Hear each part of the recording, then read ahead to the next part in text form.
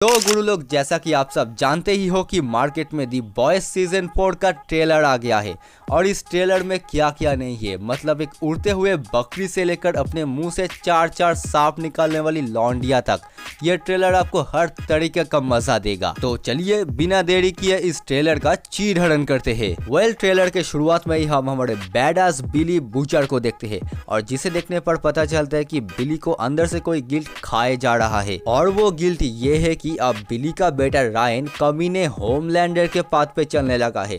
हाँ, वो बिली का रियल बायोलॉजिकल बेटा नहीं है, लेकिन फिर भी क्या हुआ, बेटा तो है ना। इसीलिए अब बिली को सब कुछ ठीक करना है, क्योंकि उसके पास ज्यादा बग भी नहीं है। मतलब अगर आपने बॉयज का पिछला सीजन देखा होगा तो आपको पता होगा कि बिली ने भी अपने शरीर में एक टेम्पररी कंपाउंड भी इंजेक्ट किया था, और इसका साइड इफेक्ट बहुत ही खतरनाक है, बंदा कभी भी टपक सकता है। इसीलिए अब बिली को सब कुछ ठीक करना होगा, मतलब होमलैंडर को मारना होगा।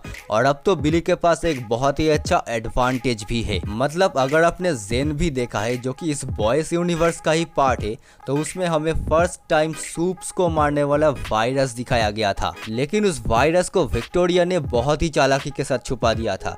लेकिन अब उस वायरस के बारे में बिली बूचर को भी पता चल गया है, और एक बार वो वायरस बिली के हाथ लग गया ना, तब तो वो लिटरली होमलैंडर की कह के लेगा। अगर आप बहुत पहले से दी बॉयज सीरीज को फॉलो करते हुए आ रहे हो तो आपको पता ही होगा कि ये सीरीज आपको ब्रूटैलिटी, वायलेंस और नंगापन दिखाने में 1% भी नहीं चूकता। लेकिन इस बार दी बॉयज का सीजन 4 सिर्फ ब्रूटैलिटी और नंगापन दिखाकर ही काम नहीं चलाएगा, बल्कि इस बार मामला पूरी तरीके से पॉलिटिकल जाने वाला है। मतलब इस बार सूप सिर्फ एक वॉट कंपनी तक सीमित नहीं रहेगा, बल्कि ये लोग गवर्नमेंट के साथ साथ पूरे देश को कंट्रोल करने लगेगा, जिसका हिंट हमें ट्रेलर के इस सीन में देखने को मिलता है, जहां पर जनता अब 2 पार्ट्स में डिवाइड हो चुका है। ये येलो टी शर्ट पहने लोग स्टारलाइट के सपोर्टर से, और ये रेड टी शर्ट पहने लोग होमलैंडर के सपोर्टर से। और आप लोग यहाँ पर क्लियरली नोटिस कर सकते हो कि होमलैंडर की सपोर्टर्स की संख्या लिटरली बहुत ज्यादा है। इसका मतलब समझ रहे हो ना, होमलैंडर अपनी हरामीपंती छुप छुप कर नहीं करेगा, बल्कि पूरे दुनिया के सामने नंगा होकर करेगा, और लोग इसे खुलकर सपोर्ट भी करेंगे। पूरे ट्रेलर में सबसे ज्यादा शॉकिंग सीन है ये ब्लैक नोयर वाला सीन।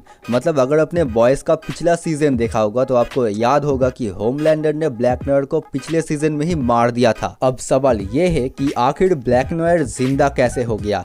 मे भी हो सकता है कि उसके पास कोई एक्स्ट्रा ऑर्डिनरी हीलिंग फैक्टर हो, या फिर हो सकता है कि ये ब्लैक नोयर का ही कोई क्लोन वर्जन हो, क्योंकि कॉमिक में भी ब्लैक नोयर एक क्लोन ही होता है। और पता है वो किसका क्लोन होता है, वो और कोई नहीं बल्कि होमलैंडर का क्लोन होता है, और उसके पास लिटरली होमलैंडर से भी ज्यादा ताकत होती है।